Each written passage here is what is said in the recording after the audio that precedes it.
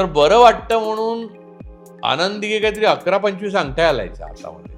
त्या माणसाला फिअरलेस म्हणावं, म्हणजे भीतीमुक्त म्हणावं आणि त्यांच्यावर 2 पिक्चर काढावे, हे मला आश्चर्यकारक वाटतं. अर्थात मला डायरेक्टच माहिती त्यांच्याबद्दल, त्यामुळे मी काय बोलणार नाही. तुमच्या मुलुंडमधले शिशिर शिंदे त्यांचे खास मित्र होते, जे माझे खास मित्र आहेत. त्यांच्याबरोबर तुम्ही बसा आणि त्यांच्याबद्दल विचारा हे चित्रपट किती खरं आहे म्हणून, म्हणजे तुम्हाला कळेल. ॲरोगन्स हा नेहमी इन्फिरियरिटी लपवण्याकरता आहे. तो मोदींकडे बघ. ॲरोगन्स ऑफ इन्फिरियरिटी असते, कारण you want to hide your inferior status. कारण तुम्ही शिकला नाहीये, तुम्हाला माहीत नाहीये, पण तुम्हाला आता अशा ठिकाणी गेलाय की तिथे माहिती आहे असं दाखवायचंय. त्यामुळे गुरु असणं आणि आपण गुरु होणं, ह्या 2 फसवणुकीमुळे माणूस आत्मचिंतनाला मुकतो. मग मला बुद्धांचं तत्वज्ञान हे सर्वात जवळचं वाटतं आणि ते सगळ्यांना वाटलं पाहिजे असं अजिबात नाही माझं म्हणणं. म्हणजे मूळ मुद्दा लक्षात घ्या. नाही तर लोक म्हणतील हा बुद्धांचंच खरं आहे बघा, असं काही नाही. हे बुद्धांनाच आवडणार नाही. हे बघ, मी जर तुला असं सांगितलं मला भीती वाटत नाही तर मी खोटं बोलतो. बरोबर, भीती वाटत नाही असा माणूस नाही. मला पण अनेक गोष्टींची भीती वाटते. मला अनेक गोष्टींचा फोबिया आहे. मग माझ्या पणजोबांचं नाव विचार, म्हटलं तुकाराम परुळेकर. तर मग म्हटले त्यांच्या वडिलांचं. म्हटलं मला माहित नाही. तर आता लक्षात घे की अजून एक 3 पिढ्यानंतर माझं नाव कोणाला आठवणार नाही, हे त्या क्षणी माझ्या लक्षात आलं.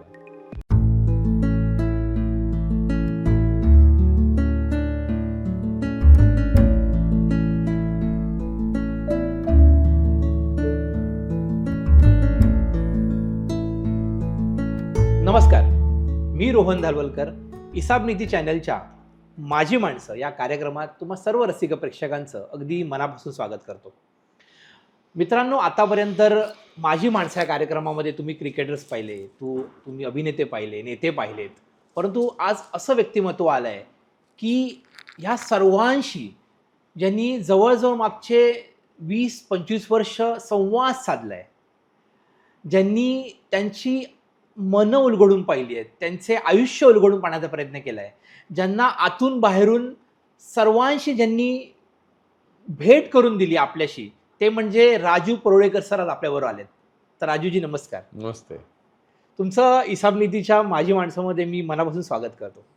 राजूजी, खरं सांगायचं तर आमची खूप इच्छा होती इसाब नीतीची की तुम्ही ह्या कार्यक्रमाला यावं आणि तुम्ही ज्या पद्धतीने राजकीय विश्लेषक म्हणून आहात, पत्रकार म्हणून आहात, लेखक आहात, तुमचा चांगला मीडियाशी संबंध आहे, तुम्ही खूप साऱ्या विजय तेंडुलकरांबरोबर बऱ्यापैकी खूप काम केलेलं आहे आणि खूपच सगळ्याच लोकांबरोबर काम केलं आहे. तर आमची इसाब नीतीची प्रत्येकाची इच्छा होती की तुम्ही या कार्यक्रमात यावं आणि सतत आम्हाला विचारलं जायचं की राजीव परुळेकर सर कधी येणार तुमच्या कार्यक्रमात. कारण की मुळात तुम्हाला बघूनच आम्हाला असं वाटलं की कोणाशी तरी संवाद साधायला हवा, कोणाशी तरी गप्पा मारायला हव्यात. कारण की तुम्हाला आम्हाला नेहमी वाटतं की तुम्ही म्हणजे एखाद्या कांद्यासारखे आहात. म्हणजे एक साल उघडली की आतमध्ये परत कांदा, दुसरी साल आतमध्ये कांदा, असं सगळ्या गोष्टी आहेत. तर तुम्ही खूप साऱ्या गोष्टींवर बोलू शकता आणि अभ्यासपूर्वक बोलू शकता असं आम्हाला नेहमी वाटतं. आणि म्हणून तुम्हाला आज ही माझी माणसं हा आम्ही जो नवीन एलिमेंट सुरू करतो आहोत त्यासाठी तुम्हाला स्पेशली आम्ही आज बोलवलेलं आहे. एक दळण नावाचा ब्रँड आहे जो लता कदम म्हणून कणकवलीतून ह्या चालवतात. आणि त्याच्यामध्ये विशेष म्हणजे तुम्ही बघाल तर जस्ट कोळीत पीठ, चटणी, मिरचीची पूड, जे आपलं मालवणी वडे पीठ, कोंबडी वड्यांचं, हे संपूर्ण असं त्यांचं जे आहे. छान. तर हे तुम्हाला त्यांनी पाठवलंय, लता म्हणून आहेत दळण, तर तुम्ही हे स्वीकारावं. यानंतर नियमितपणे माझ्याकडे येत. त्याच्यानंतर सर एक छोटं गिफ्ट आहे, हे आमच्या इसाब, थँक्यू. आणि तुम्हाला दिवाळीनिमित्त थँक्यू. कार्यक्रमाला सुरुवात करण्यापूर्वी तुम्ही जवळजवळ आज एवढ्या लोकांच्या मुलाखती घेता आणि जेव्हा आम्हाला पहिला प्रश्न हाच पहिला विचारायचा की जेव्हा तुम्ही मुलाखतीसाठी जाता किंवा मुलाखत घेता तेव्हा त्या व्यक्तिमत्वाचा पहिला अभ्यास करता की ती गोष्ट तुम्हाला तिथे गेल्यानंतर सुरू बोलावीशी वाटते किंवा तो दिवस तुमच्यासाठी महत्त्वाचा असतो किंवा त्याने केलेले कर्तृत्व काय डोक्यात घेऊन पहिला सुरुवात करता? ॲक्च्युली हा इंटरेस्टिंग प्रश्न आहे, पण मला म्हणजे आज मी जेव्हा सांगेन तेव्हा लोकांना आश्चर्य वाटेल. मी कोणत्याही माणसाचा अगोदर अभ्यास करत नाही. याचं कारण आयुष्यभर तुम्ही एखाद्या माणसाबरोबर राहून सुद्धा तो माणूस तुम्हाला कळत नाही. त्यामुळे अभ्यास करून माणूस कळतो यावर माझा विश्वास नाही. पहिली गोष्ट, माणूस जेव्हा तुमच्या समोर बसतो ना तेव्हा तुम्हाला त्याला एक स्वातंत्र्य द्यायला पाहिजे, स्पेस द्यायला पाहिजे इंटरव्ह्यू घेताना. ती स्पेस एवढी द्यायला पाहिजे की त्याला असं वाटायला पाहिजे की ही आपली जागा आहे. म्हणजे ह्याचा सगळ्या घटनेचा यातल्या ओनस आपला आहे. ती दिली ना, तो आपोआप खुलत जातो. तो काय माणूस असतो हे मला माहीत असण्याची गरज नाही. ओके. तो स्वतःच दाखवतो की तो काय आहे ते. तर ते करणं आहे ना, म्हणजे मी जेवढं बोलतोय तेवढं सोपं नाही आहे.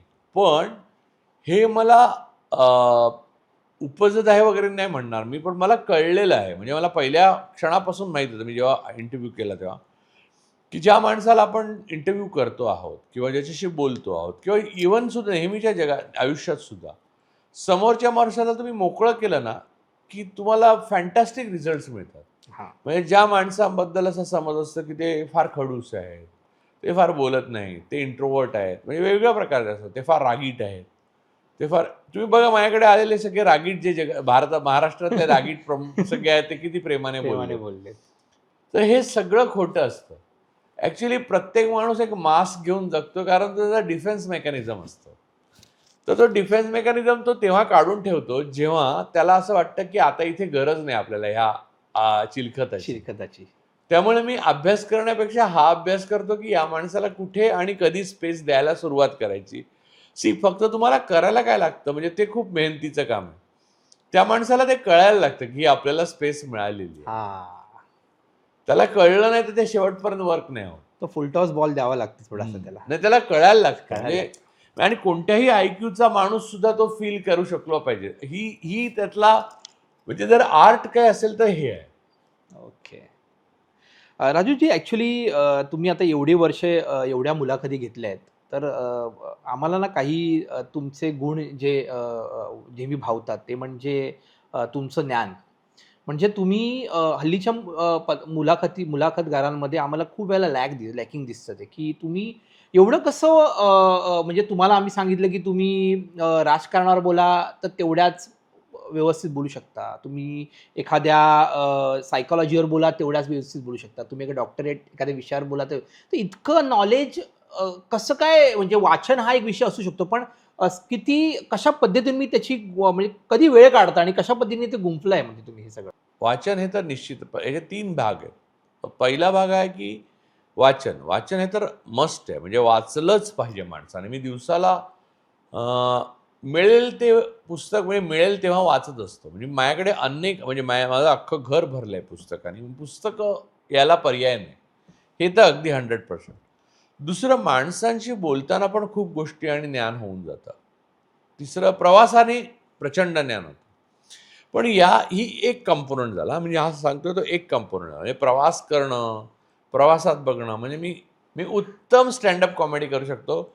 मला कधी कधी वाटतं की ते कोकणामधनं एसटीने येतात ना माणसं, तर मी खूप फिरलोय, तर मग कोकणामधनं एसटी येतात, हे म्हातारे उठ, हे उकलीस काय हो, असं करत तो कंडक्टर शेवटपर्यंत, हा फणस कोणाचा आहे, फणस वगैरे, ते सगळं चालतं ना.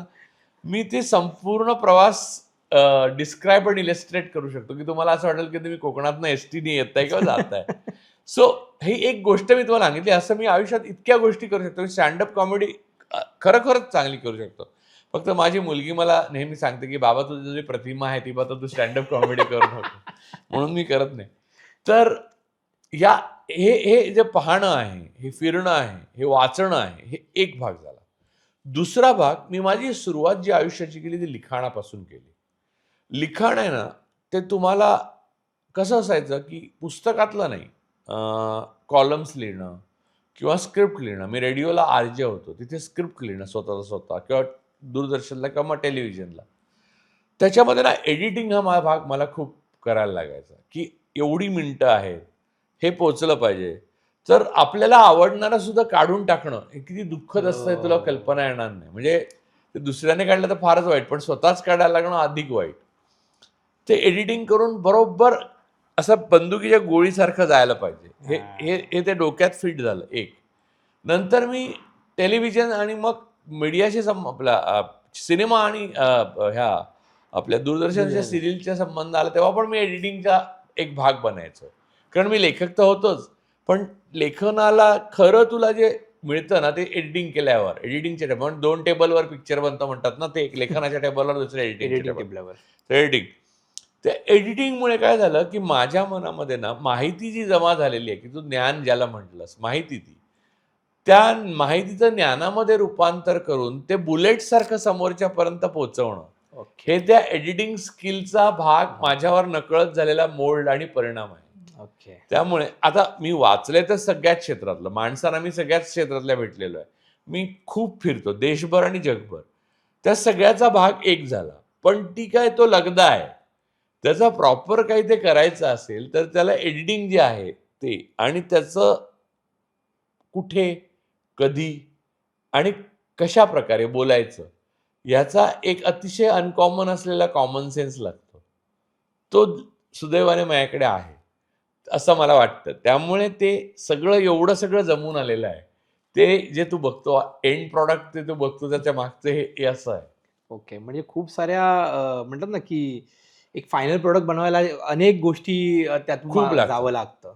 पण ते असं सोपं वाटतं, की अरे वाह! ह्याचं ज्ञान म्हणजे असं पटकन दिसतं. पण ते काय सोपं नसतं. त्यामागे आणि वेगवेगळे सिस्टम. मेमरी म्हणजे मला सगळ्यात महत्त्वाचं म्हणजे मेमरी साथ आयुष्यभर दिलेली आहे. हं, हं. त्यामुळे ज्या वेळेला जे आठवायला पाहिजे ते पटकन मला त्या पुस्तकातलं ते पान असं दिसतं. हां. ते खूप महत्वाचं आहे. ते तर मग मुद्दाच संपतो किंवा ते तेच उदाहरण आठवतं तेच किंवा अॅनॉलॉजी द्यायला उदाहरणं मला पटापट सुचतात. हां. हे हे म्हणजे बाय बर्थ मला आलेलं आहे. मला तर म्हणजे मला आजचा जो आपण संवाद साधतोय किंवा जी गोष्ट गप्पा मारतोय त्यामध्ये सर्वात गोष्ट तर आम्ही 5-6 मुद्दे काढले होते. त्या सगळ्यात गोष्ट जी तरुणांना आम्हाला नेहमी वाटतं, की कुठलाही व्यक्तिमत्व जेव्हा उभं राहतं कुठल्याही क्षेत्रामध्ये, तेव्हा काही ना गुण हे माणसाकडे नसले तर ते थोडे बनवावे लागतात किंवा ते ठरवून करावे लागतात. तर हल्लीच्या काळामध्ये एक गोष्ट जी पहिलं त्यातलं नेहमी आमच्या तरुणांना वाटतं किंवा सर्वांनाच वाटतं ती म्हणजे भीती. प्रत्येक गोष्टीची हल्ली भीती वाटते. म्हणजे उद्या अभ्यासाची भीती विद्यार्थ्यांना वाटते. उद्या पगार जॉब आहे तर जॉब राहील की नाहीची भीती वाटते. त्याचा बॉस बरोबर मिळेल की नाहीची भीती वाटते. त्याच्यानंतर मी आज घरी आल्यानंतर काही सगळ्या गोष्टी जेवण वेळ मिळेल की नाही इथपर्यंतची भीती असते. आणि मग जसं लग्न झाल्यानंतर ते संसार टिकेल की नाही याची भीती. अशा असंख्य भीतींनी सगळं असं जग आहे. तर मला तुम्हाला विचारायचं की तुम्ही ह्या भीतीकडे कशा पद्धतीने पाहता? हे बघ मी जर तुला असं सांगितलं मला भीती वाटत नाही तर मी खोटं बोलतोय. बरोबर. भीती वाटत नाही असा माणूस नाही. मला पण अनेक गोष्टींची भीती वाटते. मला अनेक गोष्टींचा फोबिया आहे.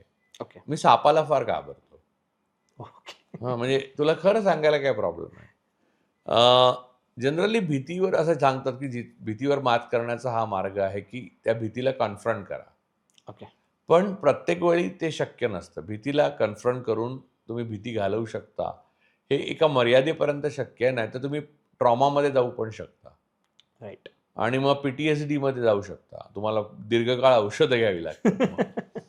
तर भीतीचा 2 भाग आहेत बघ. एक म्हणजे ना आत्मप्रतिमा जी आहे, स्वतःविषयीची जी प्रतिमा आहे, म्हणजे मला याची भीती वाटते, त्याची भीती वाटत नाही, हे होईल का? असुरक्षितता हा त्याचा मूळ मुद्दा असतो. पहिली गोष्ट एक लक्षात ठेवली पाहिजे, की एक मंत्र आहे, ज्याचा जप करायचा रोज. तो म्हणजे होऊन होईल काय? हं. त्याचा एंड रिझल्ट तुला माहीत असला आणि त्याच्याशी तू रोज खेळत राहिला ना, की भीती निम्म्याहून कमी होते. परफेक्ट. तुला लक्षात आलं, की जेवण मिळणार नाही, असं तुझ्या लक्षात आलं. तर जेवण मिळणार नाही हा एंड रिझल्ट आहे ना. मग तुझी भीती जेवण मिळणार नाही, याविषयी या कल्पनेशी खेळून संपतं. कसं सांगतो तुला? मला माझ्या आईच्यावर माझं खूप प्रेम होतं. मला एक शोध लागलेत म्हणजे आयुष्यातल्या तुम्ही सांगतो या जगामध्ये दुःख, पेन आणि अनुभव यासारखं दुसरा गुरु नाही. तर ती एकदा आजारी पडली. मी बीडला होतो. मी, आई आणि मृत्यू ह्या लेखात ते लिहिलंय मी. मी त्या एसटीने येत होतो आणि मग रात्रीचा तो प्रवास आणि मग मी रडत होतो खूप, की आई म्हणजे रिस्पॉन्ड करत नव्हती, असं बाबांनी मला फोनवर सांगितलं. मी फेलोशिप चालू होती माझी ती ऊसतोड कामगारावर. मी ओके. बीडला होतो. बीडला. तर मी रात्री कसाबसा कंडक्टरच्या हातापाया पडून आलो. येताना रडलो-बिडलो. आलो तर मग तिला हिंदूच्यात ॲडमिट केली. मग तिला खूप दिवस कळत नव्हतं. मला खूप ताण होता. मी रडत राहायचो. मग आई नाही ही कल्पनाच मला सहन व्हायची नाही असं. मग ती बरी झाली. पण तिला नंतर काही काळ ती कायम बरी झाली म्हणजे पूर्ण बरी नाही झाली. ती थोडी हेल्थने खूप मऊ झाली. तिचा स्वभाव बदलला बऱ्याच प्रमाणात. काही गोष्टी ती विसरून गेली आणि तिला कधी-कधी फिट्स यायच्या. ओके. ते तिला अ, अ, तिला डिसऑर्डर नाही झाला. तिला ते काय आलं, या थायरॉईडसाठी जे याचं आपलं म्हणजे मला असं वाटतं तेव्हा ते रेडिएशनशी संबंधित औषध ओके. दिलं. त्यामुळे तिला ते झाला त्रास आणि मग त्याच्यातनं ती कधी बाहेर आली नाही. आता ती 14-15 वर्ष जगली आणि मग ती ओके होती म्हणजे घरात गप्पा मारायचं वगैरे सगळं. तर ती त्या काळामध्ये ना म्हणजे ती आजारी पडली आणि त्याच्यानंतर ती बरी झाली. त्याला 1-1.5 वर्ष गेलं. त्या काळामध्ये मी इतक्या वेळा आई जाईल अशा भीतीने रडलो आणि हो. आईला मी म्हणजे आई गेल्यावर काय-काय होऊ शकतं आणि मग मला किती मी अनाथ होईन असं वाटलं. मग 14 वर्ष ती जगली तेव्हा मी भेटायचो, सगळं व्हायचं. ती ॲक्चुअली गेली ना, त्या दिवसापासून आजपर्यंत मी रडलेलोच नाहीये. हो. कारण त्या कल्पनेशी खेळून माझं संपलं होतं. राईट. आता ही एक्स्ट्रीम गोष्ट माझ्या आयुष्यातली एक सांगितली. तुला ज्या गोष्टींची भीती वाटते ना, त्याच्याशी तू सतत खेळत राहायला पाहिजे. आपण काय करतो, भीतीला दाबून टाकतो. म्हणजे ते नाही आहे असं समजतो. म्हणजे उद्या माझ्याकडे पैसेच नसतील तर, की अशी फाटते आपली, की की पैसे नसतील तर म्हटल्यावर काय करू शकत काही नाही. करू शकत नाही. ठीक आहे, मग पैसे नसतील तर या कल्पनेशी खेळत राहा. हां. ती भीती तुला वाटून एकदा काय ती जाईल जाईल. आणि नंतर ती भीतीच वाटणार नाही. ॲक्चुअली नसेल तरी वाटणार नाही तुला. Actually. त्यामुळे प्रत्यक्ष आहे ना, ते तेवढं दाहक नसतं, जेवढं ते प्रत्यक्ष असण्याची कल्पना दाहक असते. कारण की मला राजूजी एक खरं सांगू, मला असं वाटलं होतं की जेव्हा आपले आपले एन-डी स्टुडिओचे जेव्हा देसाई. देसाई, मला असं नेहमी वाटायचं एकांकिका लिहावी. एन-डी स्टुडिओचे देसाई मरण्यापूर्वी जर राजू पडळकरांना भेटले असते तर कदाचित हा विषय वेगळा असता, असं मला परत परत वाटायचं. ह्याचं कारण हाच विषय मी घेऊन चाललो की ती भीती त्या रात्री दिसली असेल ना कुठेतरी, किंवा म्हणजे आत्महत्या करतो ना, हां हां त्या माणसाला असं वाटतं, की एक आग लागलेल्या खोलीमध्ये आपण आहोत ओके. आणि त्यातून वाचण्याची शक्यता 50% किंवा 40%च आहे. आता ती आग लागलेलीच आहे. आणि आपण ज्या खोलीत आहोत ते 15व्या मजल्यावर आहे. त्याला सोयीचं वाटतं, की वरनं उडी टाकली तर आपण वाचू आणि तो वरनं उडी टाकतो. तर ती आग विझणं शक्य जास्त असतं हे त्याला कधीच कळत नाही. त्या आत्महत्येच्या क्षणी मानसिकता अशी झालेली असते. तर आय डोंट नो म्हणजे कित्येक माणसांच्या आत्महत्या वाचल्या असतील, त्यांना त्या क्षणी कोणीतरी ती आग लागलेली सोपं आहे हे कळवून देतं. सेम. आणि कोणतीच स्थिती कायम राहत नाही. कसं माहिती आहे ना, बुद्धांनी म्हटलंय, की जग नित्य नाही, जग अनित्य आहे. त्यामुळे कोणतीही स्थिती कायम राहत नाही. आज आपण इथे बसलोय, उद्या कोणी दुसरं बसेल. काही वर्षानंतर इथे आपण नसूच. ह्या पृथ्वीवर पण आपण नसू. आपली आठवण पण नसेल. 2 पिढ्यानंतर आपलं नाव पण कोणाला आठवणार नाही. महिन्याभरापूर्वी माझे वडील गेले. तर माझ्या आजोबांचं नाव विचारलं मला. मी सांगितलं वामन तुकाराम परुळेकर. मग माझ्या पणजोबांचं नाव विचारलं. म्हटलं तुकाराम परुळेकर. तर मग म्हटले त्यांच्या वडिलांचं. म्हटलं मला माहीत नाही. तर आता लक्षात घे, की अजून एक 3 पिढ्यानंतर माझं नाव कोणाला आठवणार नाही. हे त्या क्षणी माझ्या लक्षात आलं. तर मग एवढी काळजी कसली करतोयस तू? म्हणजे कशा संदर्भात? बरं हे जे काय घर वगैरे तू घेतलंयस त्याच्यावर आपण एवढ्या प्रेम वगैरे करतो. तर 99 वर्षाच्या लीजवर पण घेतलं तर चाललं असतं. कारण आपण 99 वर्ष पण जगणार नाही. आणि त्यानंतर ते कोणाचं असणार याच्याशी तुला काय देणं घेणं काही नाही. घेणं नाही. खरं आहे. त्या भीतीलाच घेऊन पुढची गोष्ट काळजी करणं.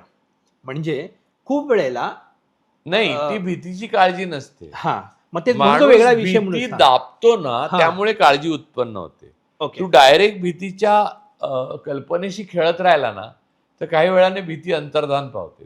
तू ओके. भीतीला सामोरा जे मनातल्या मनात मी आईचं सांगितलं ना, ते हां. उदाहरण बघ. हां. त्यामध्ये मला आई गेली आहे, ह्याच फिलिंगमध्ये मी जगत होतो. आई आहे या नव्हतं जगत किंवा आई जगणार आहे असे आशे बरेच लोक सांगतात पॉझिटिव्ह थिंकिंगने तुम्ही जगता. नाही, तुम्ही निगेटिव्ह थिंकिंगने जगता आणि हे सगळं विज्ञान निगेटिव्ह थिंकिंगवर उभं आहे. उदाहरणार्थ, तू डॉक्टरकडे गेलास, तर खोटा डॉक्टर असेल ना, तू सांगशील की मला पोटात डॉक्टर काल मी सोनोग्राफी केली तर असा एक गोळा दिसला. ट्यूमर असेल का? तर चांगला डॉक्टर असेल ना, चांगला MRI करूया. पेट स्कॅन करूया, कॅन्सर आहे का बघायला पाहिजे, मॅलिग्नन्सीची शक्यता किती आहे बघायला पाहिजे, हे वगैरे बोल. वाईट डॉक्टर असेल तो काय म्हणेल, अरे बिंदास रे, असे गोळे मी किती बघितलेत, बिंदास जा घरी, काय नाही होत. तर लक्षात घे की पहिला डॉक्टर आहे ना, तो तुला जाम नाही आवडणार. हा. दुसरा डॉक्टर प्रिय असेल, त्याच्याकडे लोक जास्ती असतील, पण पहिला डॉक्टर तुला कदा वाचवू शकतो. दुसरा डॉक्टर 100% तुला संपवतो. संभवतो. तर भीतीची जी तुझी आयडिया आहे ना ज्याच्याशी, त्याच्याशी त्याला आहे किंवा नाही याच्यावर तू डायरेक्ट जाऊन पोहोचला ना की मॅटरच संपतो. कल्पनेतली भीती ही प्रत्यक्ष भीतीपेक्षा अधिक डेंजरस असते. उदाहरणार्थ तुला अजून एक सांगतो.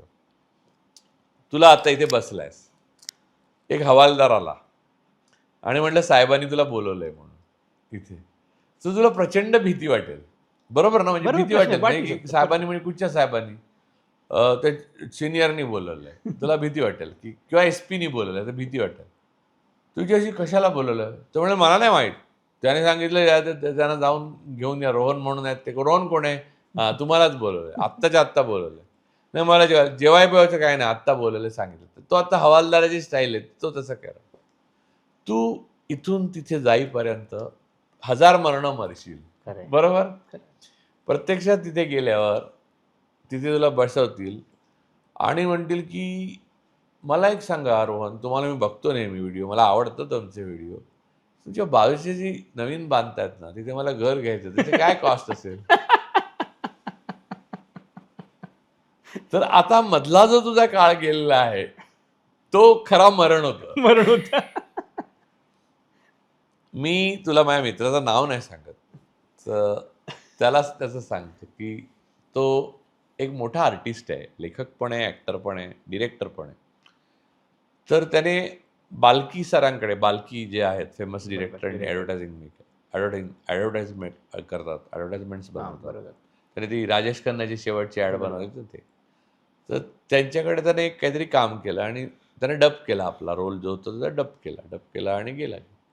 2-3 दिवसांनी बाल्कींच्या टीममधनं फोन आला त्याला आणि सांगितलं बाल्की सरांनी सोमवारी बोलवलंय, विकेंड होता. त्या दिवशीपासून, त्या क्षणापासून सोमवारपर्यंत तो झोपला नाही. सतत त्याला झोपेत असं वाटायचं की बाल्की म्हणतात, अरे तू मराठी आहे ना? नाही म्हणजे बाल्कीची टीम असं बोलते, मराठी आहे ना, तो हिंदी इसको ठीक से नहीं आती, तो इसका ॲक्सेंट सब गलत हो गया है वगैरे वगैरे वगैरे, असं खूप म्हणजे. तर परत डबिंग किंवा डबिंग दुसरा करतोय, त्याला त्याच्यातनं काढलाय प्रोजेक्टमध्ये, अशा सगळ्या कल्पना करून झाल्या. सोमवार सकाळ झाली, तो पहिले काम भराभरा आंघोळ करून तो बाल्कींच्या ऑफिसमध्ये गेला. बाल्की सर बसलेले, म्हणले अरे आजा, मी नाव नाही सांगत तुला, पण बैठो. अरे यार तुम राइटर भी हो? अरे वो हाँ, वो डबिंग अच्छा हुआ तुम्हारा, वो तुम राइटर भी हो ना, तो मैं क्या चाहता हूँ कि तुम उसमें तुम्हारा खुद का डायलॉग ऐड कुछ करो ना, और वो अच्छा और डब कर दो ना उसका, तो हम उसको कमर्शियली भी बढ़ाएंगे और तुम्हारा एक एंगल आ जाएगा राइटर का, कोई टेंशन नहीं, मजा आएगा, क्या लगता है तुमको? आता बघ, हे 2 दिवस त्याने जे फुकट घालवलं, मरण मिळाला, तसं ह्याच्याशी काही संबंध नसतो प्रत्यक्षात. त्यामुळे तुला सांगतो की भीती आहे ना, भीती, त्यापेक्षा भीतीची कल्पना ही भीतीदायक. आणि त्यातूनच काळजीचं, काळजी दुसरं काय, काळजी ही प्रत्यक्ष घटना घडायच्या अगोदर केलेला भीती संबंधीच्या प्रोबॅबिलिटीचा विचार, याला काळजी म्हणतो. एकमेकाशी खूप जवळ असणार आहे. तिसरी एक गोष्ट जी आम्हाला नेहमीच विचारली जाते ती म्हणजे विश्वास.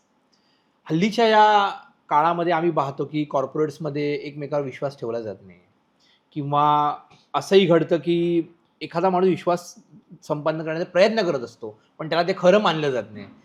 राजकारणामध्ये तुम्हाला तर अनुभव आहे, एकमेकावर विश्वास निघूनच गेलाय. तर अशा या अविश्वसनीय जगामध्ये, म्हणजे आपण जरी एखादी गोष्ट म्हटलं, अरे एक काम कर की मी आता IIT पर्यंत पोहोचलोय, तर तो म्हणाले अरे तू मागे असणार रे, म्हणजे आपण तिथूनच सुरुवात करतो.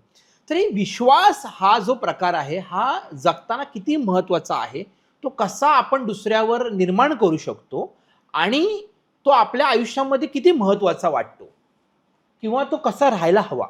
विश्वास ही अत्यंत महत्वाची गोष्ट आहे. ती समोरच्या माणसासाठी नाही, स्वतःचं आयुष्य पीसफुल होण्याकरता आवश्यक आहे. ओके.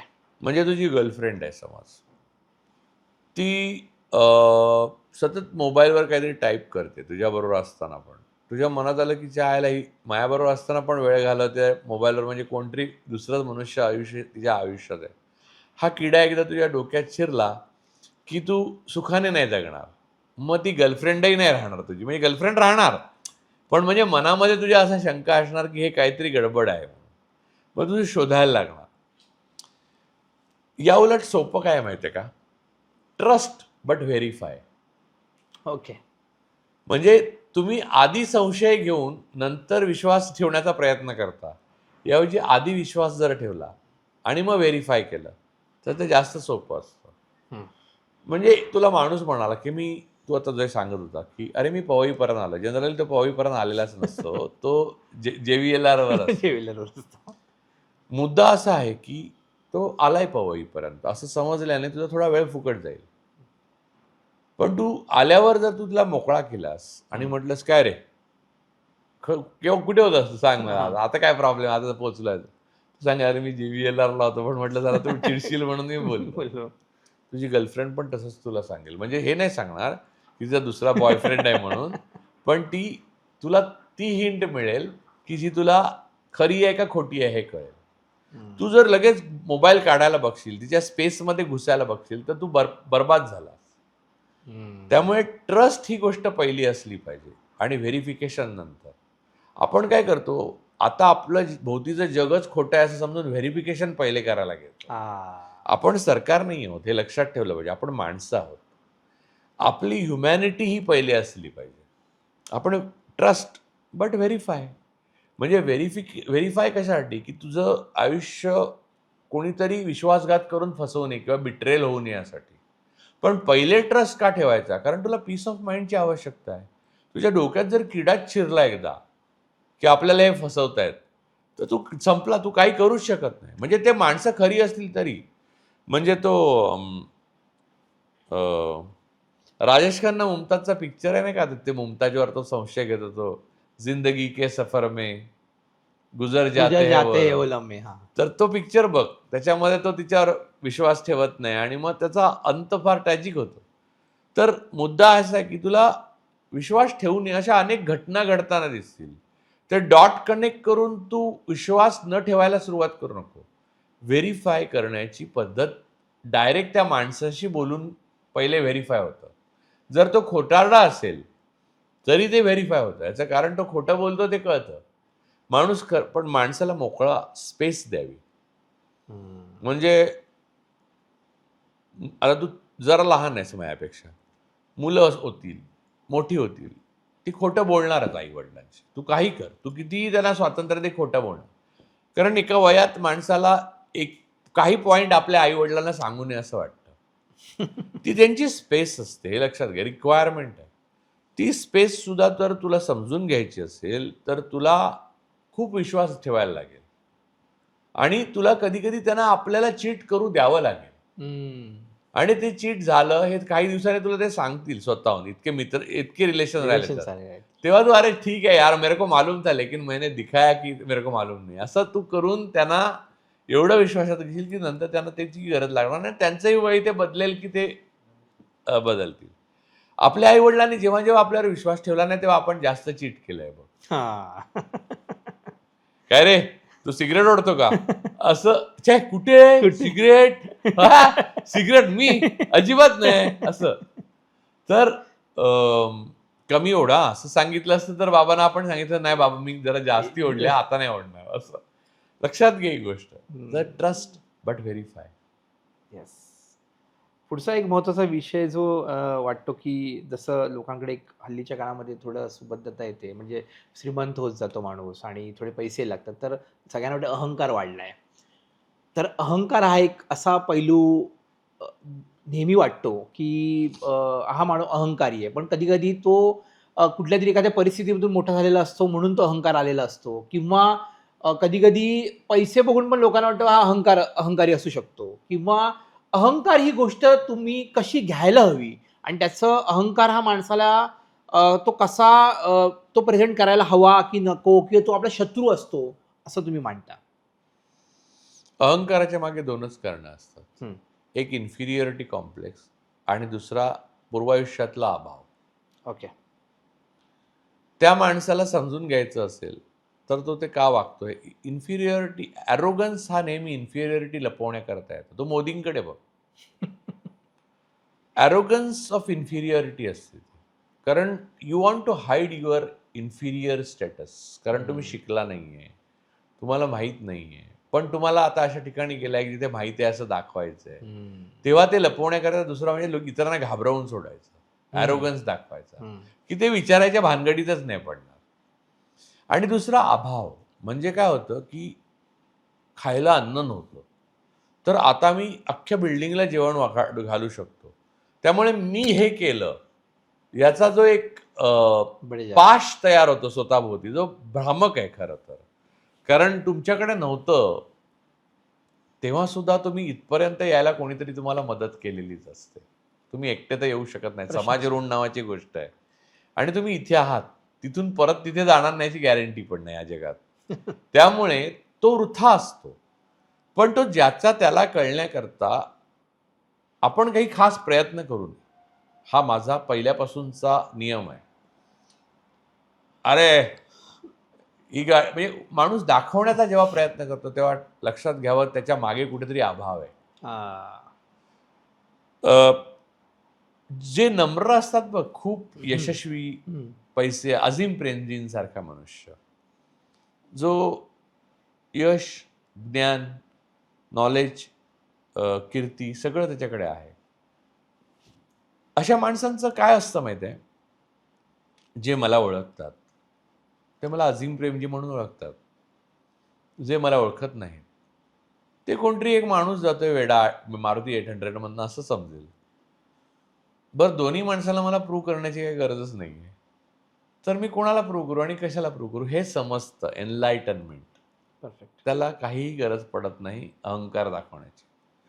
पण ज्याला काहीतरी प्रूव्ह करायचं असतं, बॅकलॉग राहिलाय ना, तो प्रूव्ह करायचा. काही माणसं अभावात जगून सुद्धा अहंकारी होत नाहीत, ती ज्ञानी असतात. जी नसतात ती आपल्या मुलांना पण सिद्ध करण्याचा प्रयत्न करतात की तुझ्या बापाने स्वतःच्या हिमतीवर मिळवलं, असं मुलाला सांगणं त्यासारखा जोक नाही. कारण हाच मुलगा तुम्हाला नेऊन एक दिवशी जाळणार आहे, ते सगळं खाणार आहे.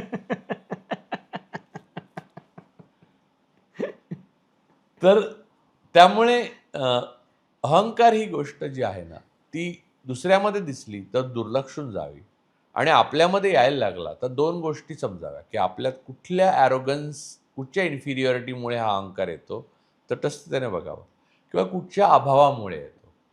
माझ्यामध्ये अहंकार आहे, माझ्यामध्ये एक खोड आहे बरं का. म्हणजे माझं बालपण वेगवेगळ्या गावांमधनं गेलं आणि मी आजीकडे राहिलो, मामाकडे, असं खूप काय काय झालं. तर त्या काळात काही फार सुबत्ता नव्हती, खायची तर फारच. आणि बेकरीमधनं ना, ते गावामध्ये बेकऱ्या असतात बघ, छोटे पाव मिळतात कोकणात, त्या बेकऱ्यांमधनं वास येतो. तर असं मामाला मी सांगितलं की ती बेकरी, तर तो डोळे असे करायचा आणि मग मला बेकरीत खायचं. आज ना मी गेलो किंवा कुठच्याही बेकरीत गेलो ना, तर मी खूप पाव आणि वेगवेगळ्या प्रकारचे, मी जे खातच नाही स्वतः, ते घेऊन येतो. मग माझी मुलगी, एकच मुलगी आहे मला, आणि बायको, दोघे ओरडायला लागतात की हे कोण खाणार आहे, तू हात पण नाही लावत तर खात. तर मला सतत आतून जाणवतं की आपण नाही करायला पाहिजे, कारण फुकट जातं. मग ते कोणाकोणाला देतो आम्ही. तर पण मला ते राहावत नाही, याचं कारण त्या अभावातनं माझ्यामध्ये ते भरून काढण्यासाठी काहीतरी माझं मन खेळतं. आणि मी एकदा, म्हणून मी जातच नाही जनरली बेकरीमध्ये, किंवा काही बेकरी, हे उदाहरण सांगितलं, अशा काही गोष्टी आहेत जिथे मी इतकी खरेदी करतो की त्याची आवश्यकता नसते. तर ती त्या अभावातनं आलेली गोष्ट आहे. अहंकाराने ते भरायला काही लोक असतात, ते अहंकाराने भरतात. तर मी तुला सांगतो की त्या माणसांना आजार आहे. मला हा आजार आहे, ट्राय टू अंडरस्टँड. आणि तो बरा होण्याचं असं काही औषध नाही. मला काही ज्ञान नाही, मला समजत नाही असं नाही, पण मला त्याने बरं वाटतंय नाही. अहंकारामध्ये प्रॉब्लेम असा आहे, मी दुसऱ्याला हर्ट करतो. इथे पाव आणून मी हर्ट नाही करत कोणाला. बायको आणि मुलगी सोडली तर कोणाला हर्ट होत नाही, त्यांना वाटतं पैसे घालत. तर अहंकाराने हर्ट होतो. ते हर्ट होणारी गोष्ट करू नये. पण हे कोण सांगणार त्या माणसाला? आपण करू नये एवढंच करावं. आणि अहंकारी माणसासमोर अत्यंत नम्रपणे वागावं. कारण त्याचा अहंकार हा बनियनला पडणारी भोकं लपवण्याकरता घातलेला शर्ट आहे. खूप खरं आहे, खूप खरं आहे. लपवण्यासाठी गेलेली ती गोष्ट आहे, त्याला काही पर्याय नाही आहे. बघ ना, तू नगरसेवक, बिल्डर जे बिल्डर सोनं बिनं खूप घालून कावेळ करतात अंगाची त्यांचं. आतमध्ये म्हणजे तुझ्या मग कशा तू सांग, रतन टाटानी कधी असे गुंठा मंत्र्यासारखे पिवळाभर अख्खं त्यांनी सगळ्या अंगभर नख पण सोन्याची करू शकले, केलं का? नाही केलं का? काहीच नाही. या उलट अंबानींचं लग्न बघ, बटबटीत कसं बटबटीत केलं, कारण बघा. दुसऱ्या पिढीचं आणि माहित नाही पुढची मुलं ठेवतील की नाही, एकदाच करून घ्या असं. आणि मला असं नेहमी ते तिथे जाणवलं की ते जे ग्रेस नावाची गोष्ट आहे ना, हां. ती तुमच्या कंटेंटेड म्हणजे तुमच्या भरून जाण्याने येते आणि ती ज्ञानाने भरल्याने येते. तुम्हाला आयुष्याची क्षणभंगुरता, जीवनातली नश्वरता, काहीच नित्य नाही हे माहीत असणं आणि कोणी क्षुद्र नसतो आणि कोणी महान नसतो. टाईम महत्त्वाचा आहे. आज जिथे मोदी बसले तिथे उद्या दुसरा कोणतरी बसणार आणि काल कोणतरी तिथे अजून बसून दादागिरी करत होता. तर या गोष्टी सगळ्या ज्यांना कळतं ना, त्या माणसांना राजा आणि भिकारी हे एकसारखे वाटते. सेम वाटतं. ह्याच विषयाला घेऊन पुढे की हल्लीच्या काळामध्ये सगळेजण बाहेरच्या जग बघायला लागलेत. म्हणजे जसं तुम्ही म्हणाला की इन्स्टावर सतत म्हणजे भविष्य असेल किंवा तुमचं आयुष्य असेल सगळं. पण ग्रहपाठ म्हणजे आत्मचिंतन हा कुठेतरी जाऊन आणि जो आत्मचिंतन करायला सांगतात त्यांनी पण धंदे खोललेत. म्हणजे म्हणजे पूर्वी बाबाराव सातारकर असायचे, जे आपल्याला 2 शब्द सांगायचे ते कानाला कधी बरे वाटायचे. तिथपर्यंत त्याचं कीर्तन छान वाटायचं. किंवा पूर्वी काही अशी व्यक्तिमत्व होती की ते काहीतरी व्याख्यानमाला व्हायच्या, त्या व्याख्यानमाला ऐकायला बऱ्या वाटायच्या. पण आज Instaवर, Facebookवर, सोशल मीडियावर आणि इतके बुवा-बाबा आणि सगळं आत्मचिंतन म्हणजे काय? हे कळेनासं झालंय. तर ते काय आहे आणि ते कसं करायला हवं मुळात? ते भारतीय पद्धतीचा दोष आहे तो, जीवन पद्धतीचा. ज्याला आत्मचिंतन करायला पाहिजे किंवा आपण आपल्या आयुष्याकडे तटस्थपणे बघत राहून पुन्हा पुन्हा सुधारणा करायला पाहिजे, हे कळतं, तो कधीच गुरु बनत नाही. कारण ज्याला कळतं तो मौन होतो, असं लाओ त्सेचं वाक्य आहे. हो. जो मौन झाला, त्याने बोलण्याची गरज नाही. इव्हन बुद्धांनी सुद्धा तुमचा दिवा तुम्ही बना सांगितलं. म्हणजे ज्याला कळतं तो एवढंच फार तर तुला सांगू शकतो, की तू कर, तुला कळेल. ओके. तर मी जर उद्यापासून आत्मचिंतन या विषयावर वर्ग घ्यायला लागलो, म्हणजे मी अनेकदा बघतो वक्तृत्व कसे करावे, याची शिक्षणं देतात लोक. हो. प्रत्येक गोष्टीचं शिक्षण आहे. प्रत्येक गोष्ट ॲक्टिंग कशी करावी ॲक्टिंग वगैरे. कशी करावी? ते न शिकलेल्या लोकांनी जास्त क्रांती केली. दिलीप कुमार साहेब हे फळांचे व्यापारी होते. तर मुद्दा हा आहे, की या जगामध्ये आत्मचिंतन ही गोष्ट दुसऱ्याने सांगितल्यामुळे जर येत असेल, तर ते आत्मचिंतन नाही. ते आत्मचिंतन आहे. त्यामुळे गुरु असणं आणि आपण गुरु होणं, ह्या 2 फसवणुकीमुळे माणूस आत्मचिंतनाला मुकतो. तू रील्स बघणं वगैरे जे म्हणशील, ते टेक्नॉलॉजीची प्रगती होते. त्याच्यामुळे तुझा वेळ खूप जातो. पण त्यामध्ये कशालाही तू मानलं नाहीस किंवा आपल्यापेक्षा महत्त्वाचं काही मानलं नाहीस. आतलं महत्त्वाचं मानलं, तर त्यानेही प्रभाव तुझा फार राहणार नाही. मला टीव्ही बघण्याची फार नाद होता. म्हणजे मी सिनेमे फार बघायचो. मी सिनेमाशी संबंधितच बरोबर. माणूस आहे. मला बरोबर. आजही मी आता एक डॉक्युमेंटरी मोठी बनवतोय मी. ओके. पण म्हणजे ती वेगळीच बनवतोय, पण ती बनवणं रिस्क पण आहे. पण एनिवे ती जाऊ दे. माझ्या घरात आज टीव्हीच नाही. Over a period of time मला लक्षात आलं, की यामध्ये आपल्याला काही सापडण्याचं तर बस झालं. नाही सापडत आहे. OTT आले तेव्हा मी पिक्चर बघायचो. मी अजूनही मूव्हीवर बघतो कधीतरी. पण आता मी असं केलं, की शनिवारी एखादा बघतो किंवा रविवारी. म्हणजे आज बघीन किंवा उद्या. कधी-कधी तर तोही बघत नाही. मी मनोरंजनाची बाह्य कोणतीही साधनं विश्वास ठेव माझ्यावर. मी रील्स बघत नाही का? खोटं बोलणार नाही. रील्स बघतो मी. कधी-कधी काही विनोद असतात वगैरे तर मला मजा येते. म्हणजे आनंद घेतो. आनंद घेतो. पण ते युटिलिटरियन असतं. ते माझ्या अंतर्मनाला भावलं असं काही नाहीये. अंतर्मनाला मला वाचलेलं भावतं. उदाहरणार्थ दिबा मोकाशींची एखादं पुस्तक जर आहे ते वाचलं किंवा प्रभाकर ओर्ध्वरेषांचं हरवलेले दिवस वाचलं किंवा मी आध्यात्मिक पुस्तकांची नावं नाही सांगणार. याचं कारण त्याने लोकांचा भ्रम. आध्यात्मिक पुस्तकं ही मूलतः आध्यात्मिक नसतात. आध्यात्मिक पुस्तक ही स्वतःच्या आतला दिवा पेटवण्याचं साधन असतं. लोक काड्यापेटी घेऊन बसतात. प्रॉब्लेम काय होतो की पोथीच धरतात लोक. तर पोथीमध्ये काहीच नाही आहे. तुम्ही उपनिषदात ना एक फार सुंदर आहे की ज्ञान हे अग्नीसारखं असतं आणि अज्ञान हे गवतासारखं. हो. तर ज्ञानाने अज्ञानाला जाळलं की ते ज्ञान पण नष्ट झालं पाहिजे, नाही तर वणवा लागतो. हो. तर मुद्दा हा आहे की पोथीत नाही आहे काही. तुम्हाला कुठच्याही पुस्तकात ते सापडू शकतं. मी जशी 2 दिबा मोकाशी सांगितले, प्रभाकर रोजोशेंचं एकच पुस्तक आहे, पण ते मला खूप आवडतं. मी परवा सटकला आपलं हे भालचंद्र नेमाड्यांच्या कविता, मी त्यांची देखणी पण वाचलेलं आहे. मला कविता वाचायला प्रचंड आवडतात. प्रचंड म्हणजे प्रचंड. मला कशावरहीचा उपाय कवितांमध्ये सापडतो. ओके. मी गाणी सगळी ऐक. मला कुमार गंधर्व बेहद्द आवडतात, पण म्हणून मी कुमार सानू ऐकत नाही असंही नाही. कारण कुमार गंधर्व माझे गुरु नाहीत का कुमार सानूही माझा गुरु नाही. म्हणजे मला काय आहे, माझी पद्धत ही, आणि ह्याचं अनुकरण कोणी करू नये, कारण मी कोणाचाही गुरु नाही. परफेक्ट. त्याला त्याची पद्धत सापडू शकते. मला त्या क्षणी काहीतरी भावू शकतं.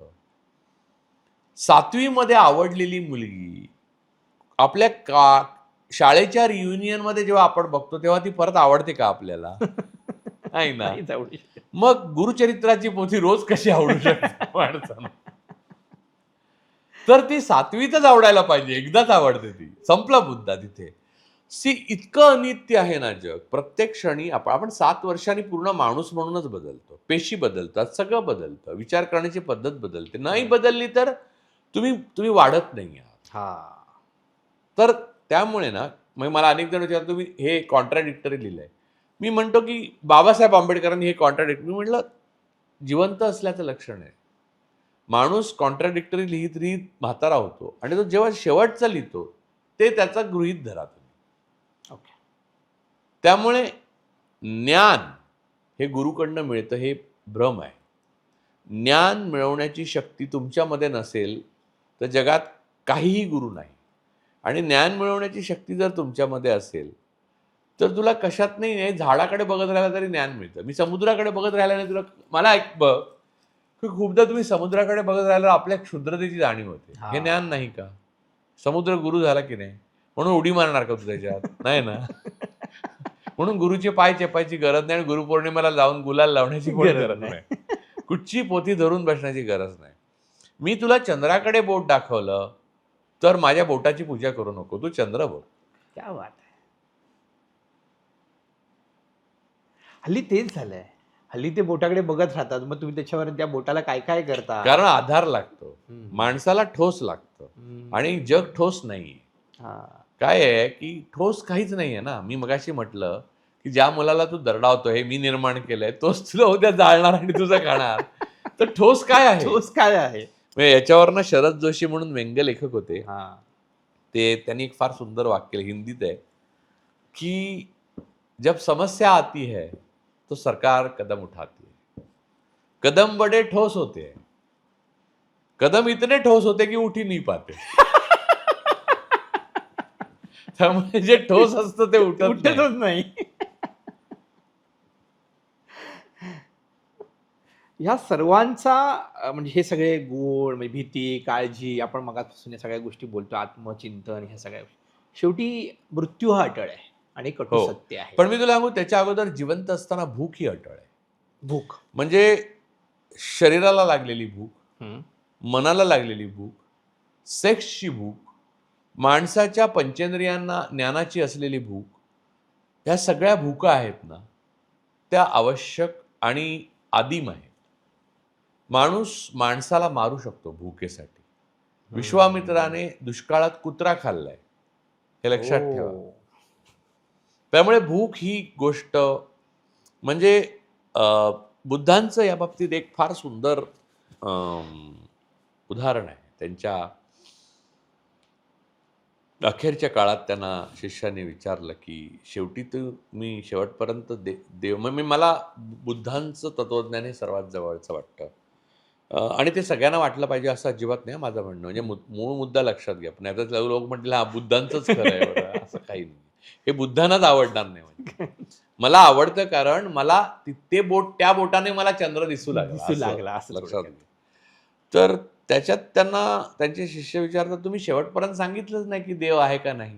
हा. त्या तत्वज्ञानाचा सार जर तुला काय समजायचं असेल ना तर तू एथिस्ट आहेस, मी नास्तिक आहे हे म्हणणं पण चुकीचं वाटतं मला.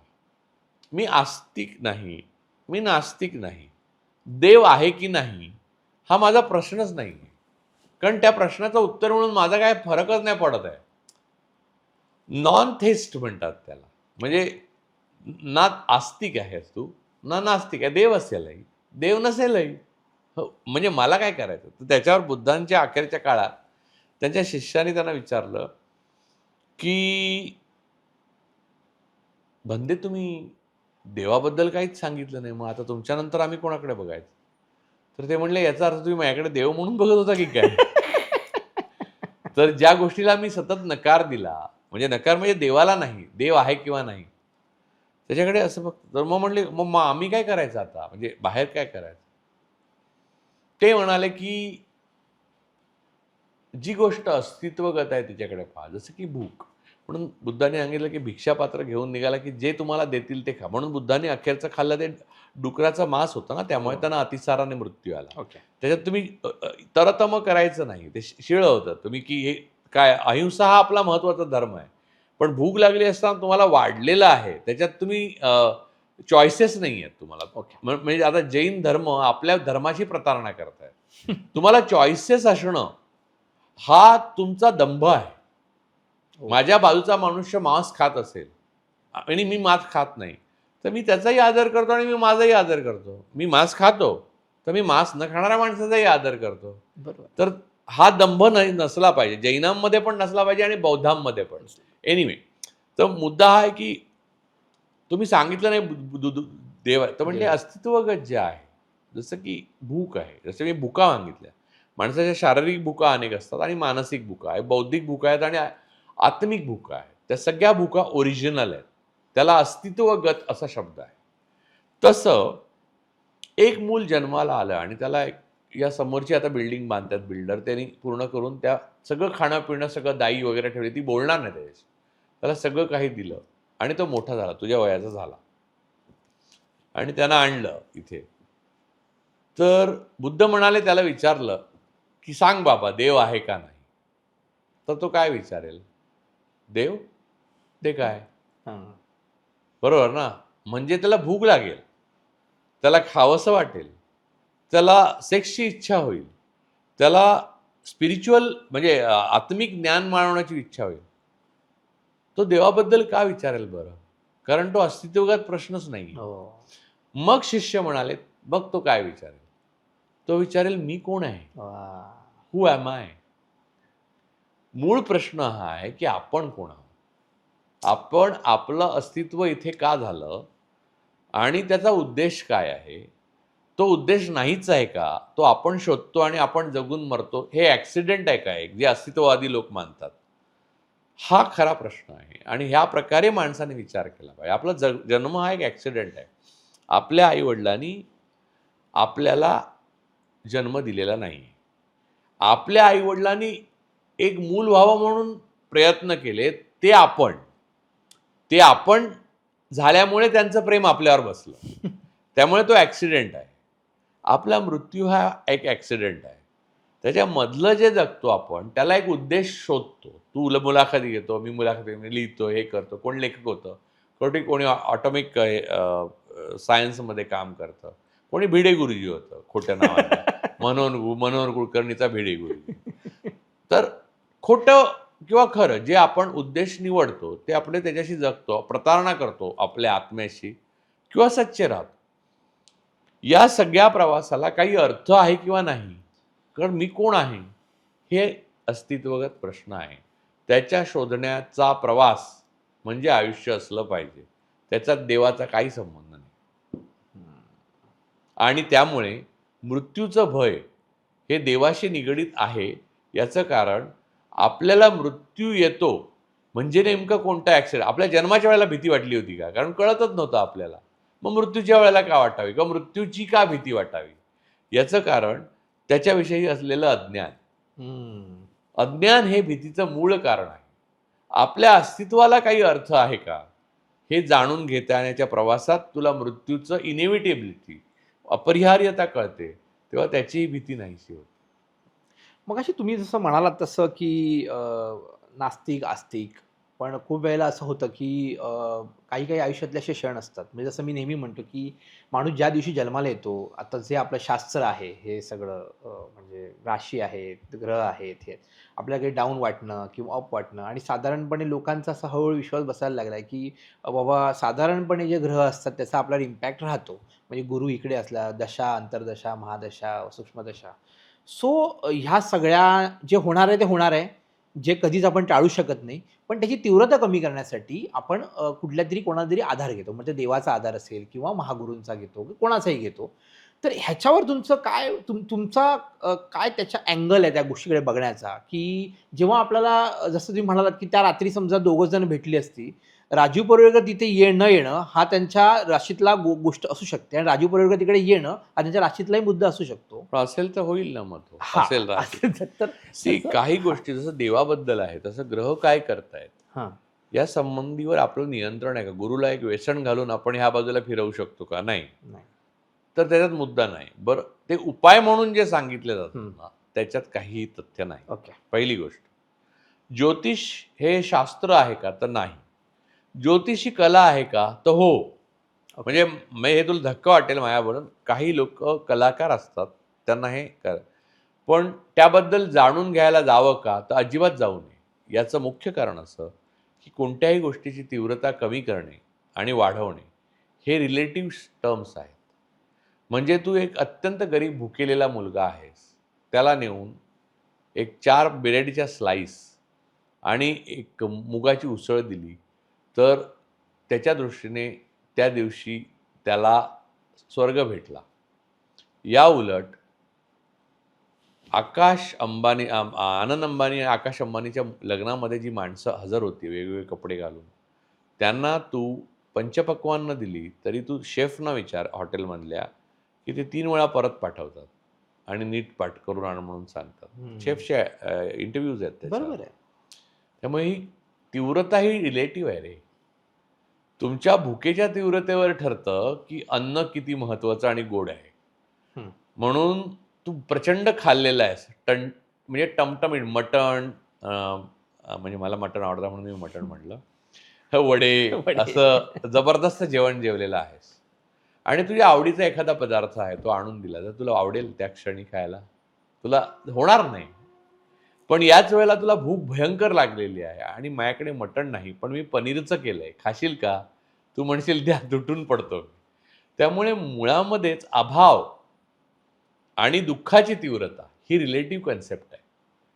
त्यामुळे त्या रिलेटिव्हिटीमध्ये ना तू विधी वगैरे करतो ना किंवा घालतो किंवा देवाला पकडतो, तेव्हा तुझ्या मनाच्या तयारीने तू थोडा रिलेटिव्हली ते सहन करण्याची हे ताकद मिळवतो. अन्यथा देव किंवा म्हणजे याची अनेक उदाहरणं आहेत बाळा, की अत्यंत चांगल्या लोकांचा, आता निष्पाप मुलांचा गाझामध्ये मृत्यू वेगाने होतोय आणि नेत्यानं कोणत्याही प्रकारे कोणत्याही प्रकारे दया दाखवा निर्ममपणे ती कृत्य करतोय.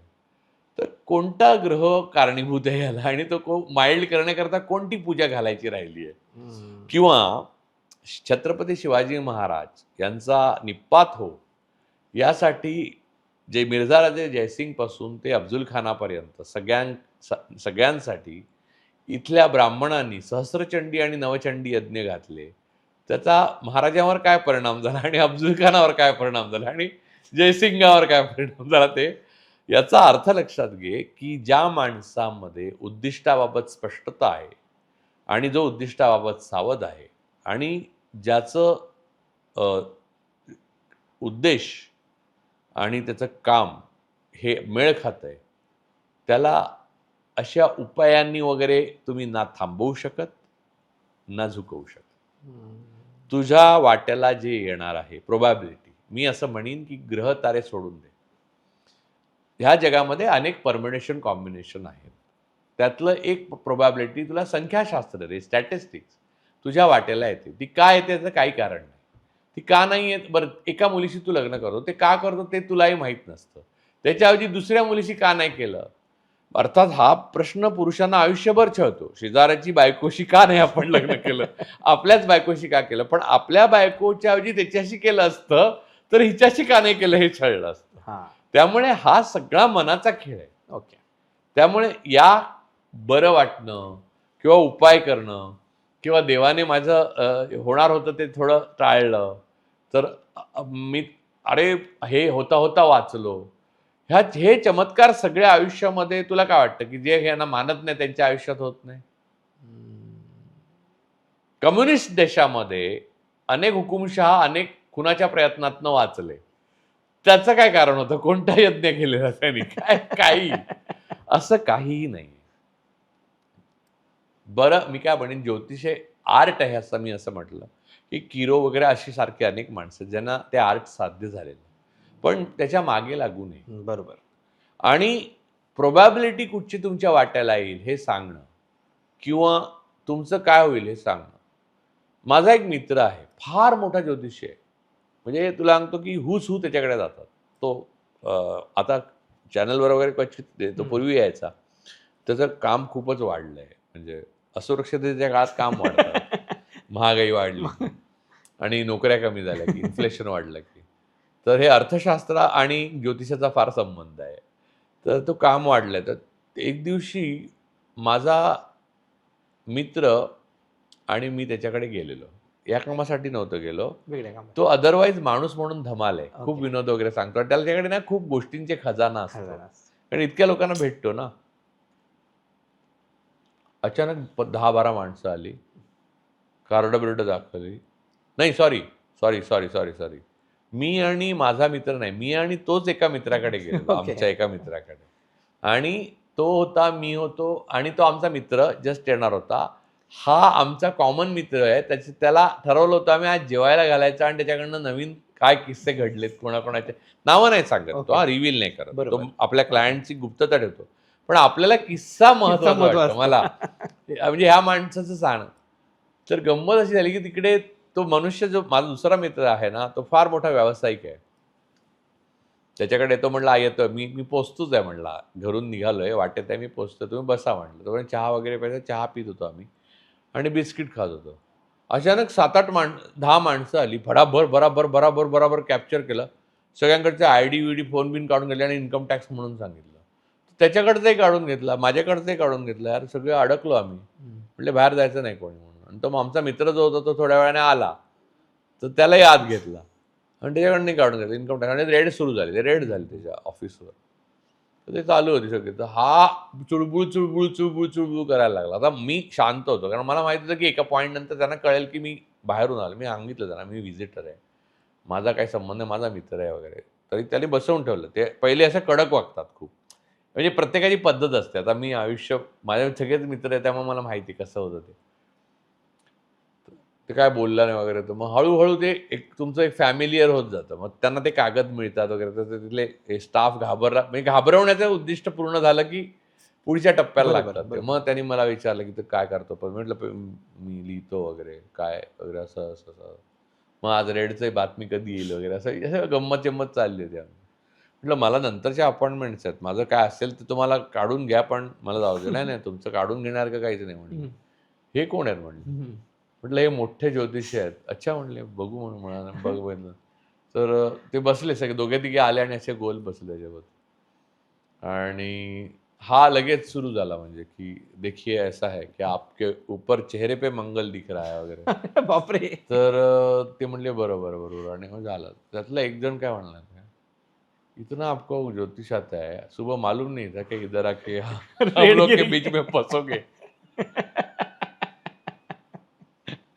जाओ घर जा अभी. दिला त्याचा मोबाईल घेऊन निघाला. म्हणजे जेवढं त्यामध्ये गुंतत राहू तेवढं गुंतण्यासारखं आहे ते. याच्यामध्ये हे नाही.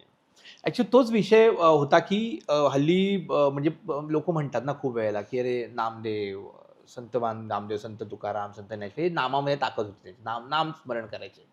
मग ते तर देवाचंच नाव घ्यायचे ना. नाही नाही, पण मग तुम्हाला नामदेवांनी ज्या देवाविरुद्ध ज्या ओव्या लिहिल्यात त्या वाचाल तर तुम्ही वेडे व्हाल.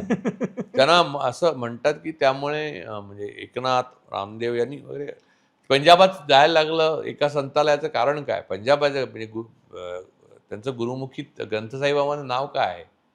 कारण हेच इथे त्यांनी पूर्ण ईशनिंदा केलेली आहे. हम्म.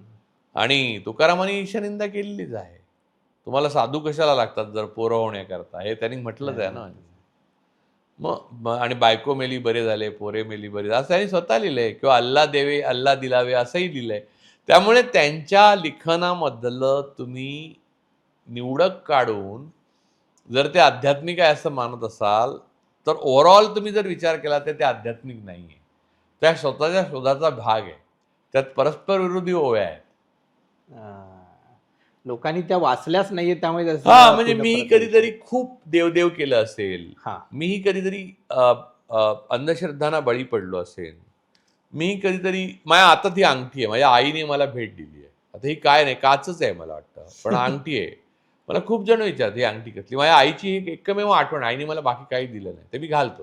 ही माझी श्रद्धाच आहे. हा काही ग्रह नाहीये, पण ही श्रद्धा आहे. आता लोक म्हणतील की आईची अंगठी तरी कशाला घालतो तुम्ही? आई कुठे आहे? आणि आईच्या अंगठीला असं काय मोल आहे का? ते घन पदार्थ आहे तो.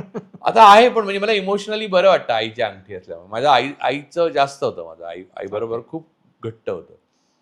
तर मुद्दा हा आहे ना की तुला सांगतो की ह्याला अंत नाही आपण. तर बरं वाटतं म्हणून आनंदी काहीतरी 11-25 अंगठ्या घालायच्या हातामध्ये. त्या माणसाला फिअरलेस म्हणावं, म्हणजे भीतीमुक्त म्हणावं आणि त्यांच्यावर 2 पिक्चर काढावे, हे मला आश्चर्यकारक वाटतं. अर्थात मला डायरेक्टच माहिती त्यांच्याबद्दल, त्यामुळे मी काय बोलणार नाही. तुमच्या मुलुंडमधले शिशिर शिंदे त्यांचे खास मित्र, ते माझे खास मित्र आहेत. त्यांच्याबरोबर तुम्ही बसा आणि त्यांच्याबद्दल विचारा हे चित्रपट किती खरं आहे म्हणून, म्हणजे तुम्हाला कळेल. तर जो मनुष्य 11-25 अंगठ्या घालतो, ज्याच्यात काय म्हणजे कोणी काय दिलेल्या माळा पाळा सगळं लावून ठेवतो, तो माणूस भीतीपासून मुक्त झाला असं मानणं कसं शक्य आहे? आता ऍक्च्युली ह्याच विषयाला घेऊन पुढे आता हा तर आतापर्यंत जगण्याचा विषय झाला, पण एक छोटासा विषय खूप महत्त्वाचा आहे की मला खूप लोकांनी सांगितलं, राजीव परोळे त्यांना एक गोष्ट विचार. ते ठाकरे कुटुंब, पवार कुटुंब, बऱ्यापैकी म्हणजे देशमुख कुटुंब, सगळे जे कुटुंब आहे या सगळ्यांकडे राहिले आहेत, वाढले आहेत, बोलले आहेत, चालले आहेत. हे साधारण ही जी कुटुंब असतात किंवा ही जी यंत्रणा आहे राजकीय घराणी किंवा ह्याच्यामध्ये मुळात ह्यांना एथिक्स हा प्रकार असतो का? आणि ते एथिकली जगत असतात का? आणि की जे समोर एक वेगळं आणि मागे काहीतरी एक वेगळं असतं. मी असं बघत नाही. म्हणजे माझं त्यांच्याशी, मी त्यांच्या विरुद्ध खूप लिहिलेलं आहे, ज्यांच्याबरोबर राहिलो आहे त्याच्याबरोबर खूप लोकांचे आक्षेप आहे की तुझे चांगले संबंध असून तू लिहितो. आता चांगले संबंध म्हणजे गाय घास से दोस्ती करके तो खाएगा क्या? तर माझं कामच हे आहे ना. म्हणजे आणि म्हणजे मी त्यांच्याकडनं काही घेतलं असं सिद्ध करावं तुम्ही. असं नाही, क्विड प्रो क्यो नाही आहे. मी त्यांच्याकडनं लाभ घेतले किंवा त्यांच्या ओळखीचा फायदा घेतला. मुख्यमंत्री असताना देशमुख मी कधीच नाही घेतलेलं कोणाकडनं काय. ना ठाकरेंकडनं घेतलं, ना पवारांकडनं घेतलं. विचारा तुम्ही. मी जाहीर सांगतो तर आता काय अजून पाहिजे. पण संबंध चांगले असणं हे मानव. आम्ही माणूस आहोत, तेही माणूस आहेत. त्यांनाही तशीच जगायला लागतं जसं आपल्याला जगायला लागतं. आणि मला आवडतात ती माणसं आणि मला अभ्यास करायला पण आवडतं. त्यांनाही आवडत असेल मी किंवा नसेलही आवडत किंवा त्यांची मजबुरी पण असेल किंवा नसेलही, माहीत नाही मला. पण माझे ज्याच्याशी संबंध आहेत त्याच्याशी दृढ होतात, फार थोड्या लोकांशी तुटतात. तर तुम्ही जो प्रश्न विचारला ते एथिक्स पाळतात का? तर एथिक्स मी पाळतो का? नाही पाळत. कोण पाळतं एथिक्स? कोणता एथिक्स असं तुम्ही म्हणताय? लक्षात घ्या की एथिक्स पाळणं हे आपला जन्म झाला या पृथ्वीवर त्या क्षणापासून नष्ट होतं. हा एक युटोपिया आहे. आपण जन्मापासून मृत्यूपर्यंत जगण्याकरता संघर्ष करतो. त्याकरता जे जे करायला लागतं ते करतो आणि नंतर त्याला एक लॉजिक लावतो आपलं. त्याला आपण आपलं एथिक्स म्हणतो. त्यांचं म्हणून एथिक्स असेल ना काहीतरी, जे आपल्याशी भिन्न असेल, कारण ते वेगळ्या बुटात पाय घातलेत त्यांनी. त्यामुळे मी कोणाबाबत जजमेंटल नसतो. खरं सांगतो तुला. माझं समजा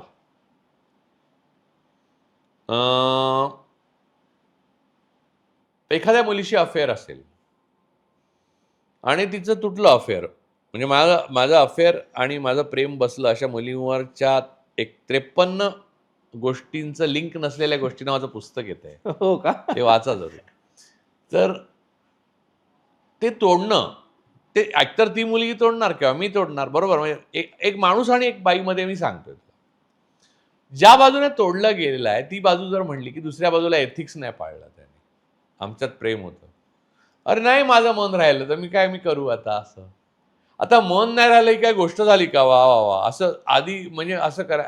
मला असं वाटतं की एथिक्स कधी कोणाला शिकवू नये. कारण प्रत्येकाचं एथिक्स वेगळं असतं आणि प्रत्येक माणूस वेगवेगळ्या आयुष्याला लॉजिक नाही. पहिली गोष्ट, आपण नेहमी जगून झाल्यावर लॉजिक लावतो. म्हणून आपण नॉस्टॅल्जिक असतो. का माहितीये? भूतकाळ सुरक्षित आहे. वर्तमान आणि भविष्यात आपण काय आपल्याला से नाहीये. भूतकाळातली गाणी ऐकून आनंदात राहू शकतो. त्या अमकी तमकीचं आठवण येते आपल्याला, बरं वाटतं, छान. त्याचा शेवट काय होणार हे निश्चित माहिती असतं आपल्याला. त्यामुळे भूतकाळ हा नेहमी सुरक्षित असल्यामुळे नॉस्टॅल्जिक होतो माणूस. काय ते दिवस होते, काही नव्हते. आत्ताचे दिवस पण तसेच आहेत. ते उद्या कळेल तुला. त्यामुळे युनियन करतात सगळेजण. ते सगळं खोटं आहे. सी, माणूस हा नेहमी मागचं जगू इच्छितो, याचं मुख्य कारण ते सुरक्षित आहे. आणि आपण आयुष्यामध्ये सगळं सुरक्षित आहे ते पहिले करण्याचा प्रयत्न करतो. त्यामुळेच तर इन्शुरन्स कंपन्या चालतात. मोठा उद्योग आहे त्याच्यावर. करेक्ट. राजूजी, आता हा सगळा तर म्हणजे मानवी भावभावना आणि हितसंबंध आणि या सगळ्या गोष्टींचा आपलं बोलणं झालं. मला तुम्ही आलात तर राजकीय गोष्ट बोलल्याशिवाय मी 2 मिनिटं, आणि आता अगदीच जवळ निवडणुका येत आहेत.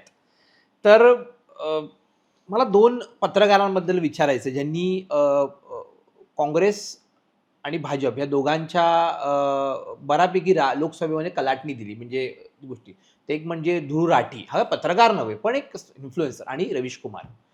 ह्या दोघांबद्दल तुमचं मत काय आहे हे मला जाणून घ्यायचं आहे. आणि ते ज्या पद्धतीने मांडता आहेत हे कसं वाटतं, तुम्ही कशा अँगल? मला ध्रुव राठीने मी ओळखत नाही, म्हणजे पर्सनल माझी ओळख नाही. त्यांनी जे केलं ते अद्भुत काम आहे आणि ध्रुव राठी हे उत्कृष्ट प्रेझेंटर आहेत, याबद्दल माझ्या मनात शंका नाही. पण त्यांना तेवढंच तगडं आप पार्टीचं बॅकिंग होतं, हेही लक्षात घेतलं पाहिजे. वास्तव सांगतं एक. आणि त्यांनी केलेलं काम म्हणजे तुम्हाला चांगलंच होतं, यात शंका नाही. दुसरे राहिले रवीश कुमार. रवीश कुमार भारतात निर्माण झालेल्या असाधारण पत्रकारांपैकी एक आहेत. परंतु मी आणि ते यांच्यामध्ये टर्म्सवर आमचं चांगलं नाही आहे.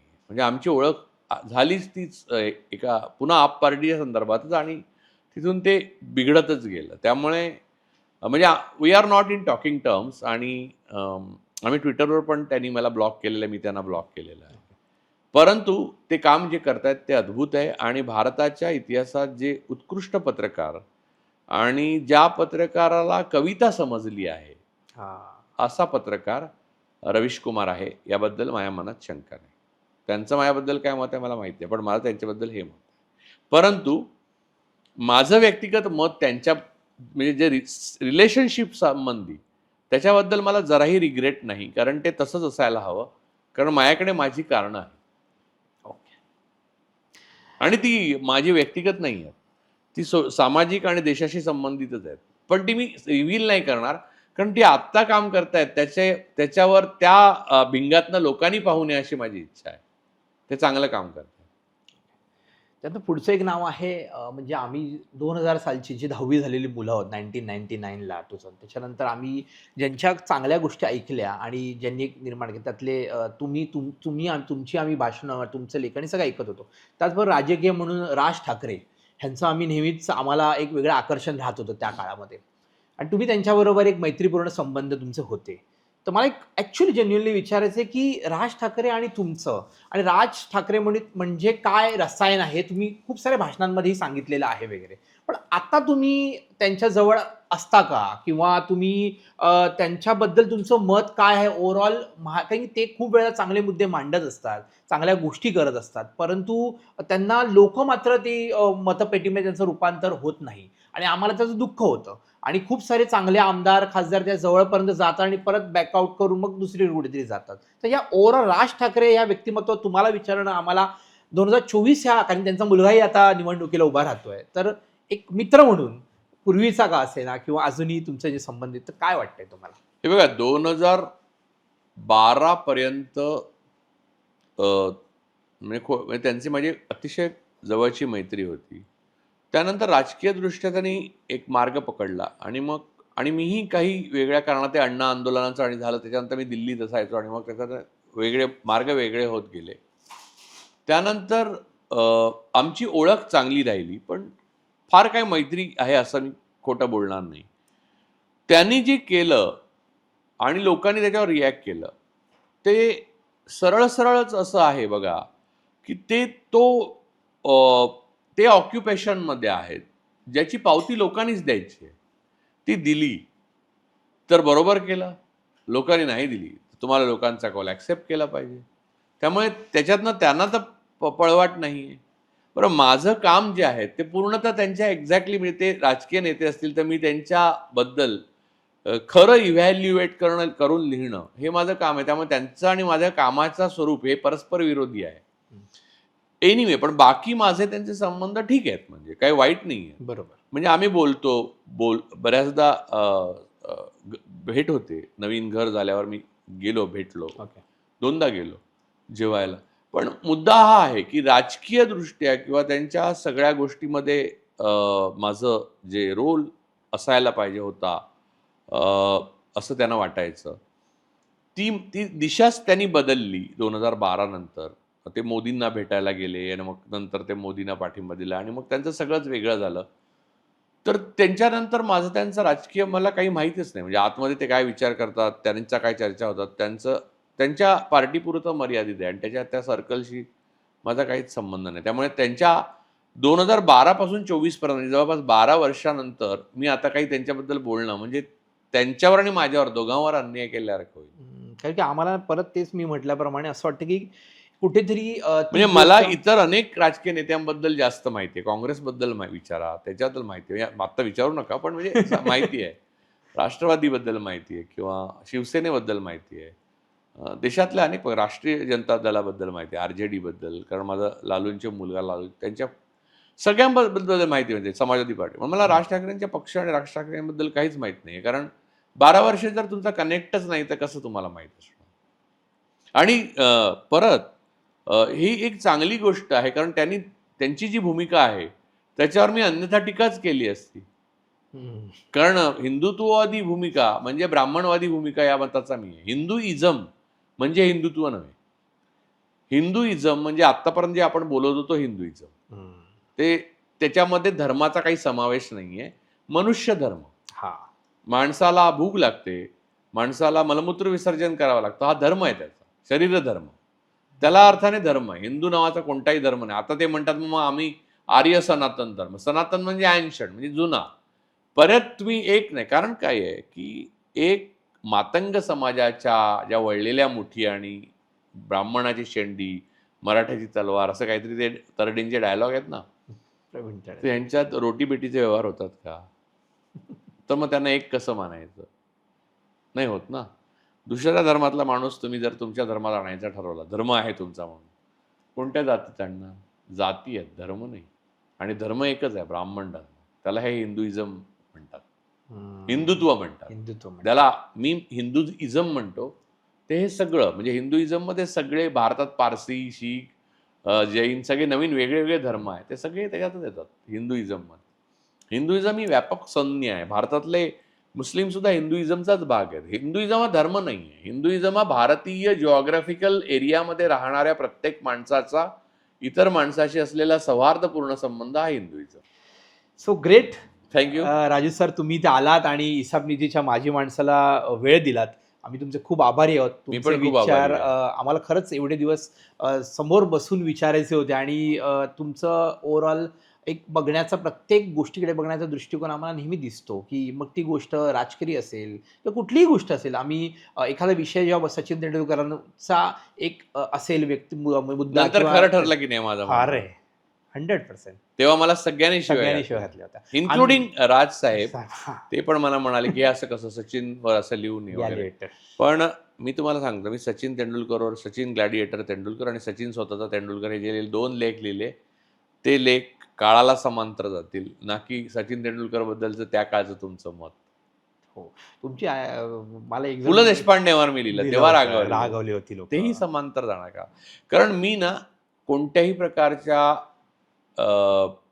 कॉम्पिटिशन, द्वेष, राग किंवा काहीतरी मनातली जळजळ या भावनेने कधीच कोणती लेख लिहित नाही. लिहिणं हे पवित्र वाटतं मला, लिहितो किंवा बोल. मी ऑब्जेक्टिव्हली माझं इंट्युशन म्हणजे माझी अंतर्शक्ती आणि तर्कशक्ती या दोघांनाही मी पणाला लावतो आणि तेव्हाच निष्कर्ष लिहितो. आणि तो लिहून झाल्यावर मला त्याचा कधीही रिग्रेट झालेला नाही आतापर्यंत.